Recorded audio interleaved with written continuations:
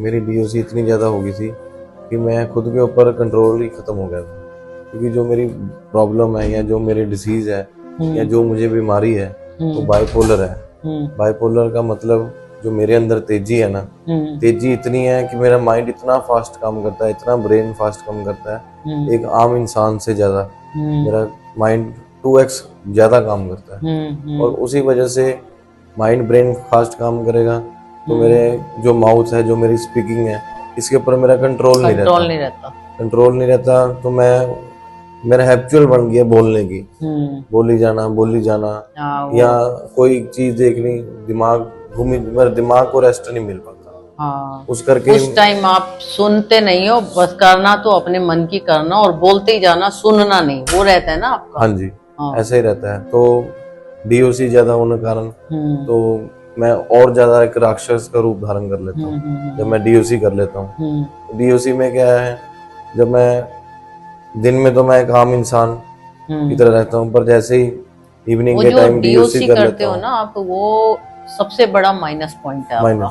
क्योंकि जब आप को पता है कि आपका माइंड 2% ज्यादा दौड़ता है नॉर्मल आदमी से, हाँ जी, तो आपको जब आप ड्रिंक करते हो या कोई नशा करते हो, कोई चरस गांजा कुछ भी लेते हो, वो उसको हिट करती है चीज। हाँ जी, तो आपको नशे के साथ नशे की ही चीज लेते हो, वो आपको हिट करती है। अगर आप मेडिकेशन ले रहे हो तो आपको ये नशे नहीं करने चाहिए। ये आप बिल्कुल ध्यान से सुन लो। सही बात। जब आप बीमार हो, मेंटली सिक पर्सन हो, तो आपको नशे नहीं करने चाहिए। क्योंकि मेडिकेशन में वो क्या, आपका नशा तो उसे हिट कर रहा है और एग्रेसिवनेस आ रही है, और एग्रेसिव गुस्सा फिर कंट्रोल नहीं रहता। वो जैसे उन्होंने बताया भी, ये बीमारी कोई एक दिन की नहीं है, ये बीमारी ये थ्रू आउट द लाइफ की बीमारी है जी। तो मेडिकेशन भी थ्रू आउट चलेगी। तो अब मैं जो यहाँ पे आया हूँ जब भी, तो मेडिकेशन मेरी प्रॉपर चल रही है, सुबह शाम की मेडिकेशन, उसके अंदर कोई नागा नहीं है, कोई ड्रॉप आउट नहीं है। हाँ, मेडिकेशन खा के मुझे महसूस हो रहा है यहाँ पे मैं थोड़ा शांत रहने लगा हूँ, मेरा ब्रेन को भी थोड़ा शांति मिलती है।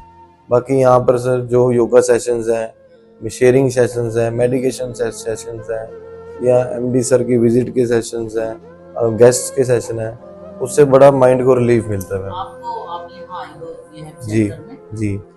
ये आप याद रखना, बहुत इंपॉर्टेंट बातें हैं। आपके जैसे कितने हजारों लोग हैं जिनको इस चीज की जरूरत है। आपको एक तो मेडिकेशन बहुत जरूरी है जी, दूसरा आपका काउंसलिंग सेशन जी, काउंसलिंग, हाँ जी, दूसरा एक मेडिटेशन जो होता है वो आप लोगों को बहुत सख्त जरूरत है जी, क्योंकि उससे आपका कंसंट्रेशन, आप एकदम लाइफ में सीरियसनेस जो सीरियसनेस आ जाती है, कामनेस भी आ रही है, और आपको कामनेस आती है। ये बहुत एक स्पिरिचुअल एक मेडिकेशन, दोनों को मिक्स करके अपने ऊपर इंटरेस्ट लेना चाहिए जी।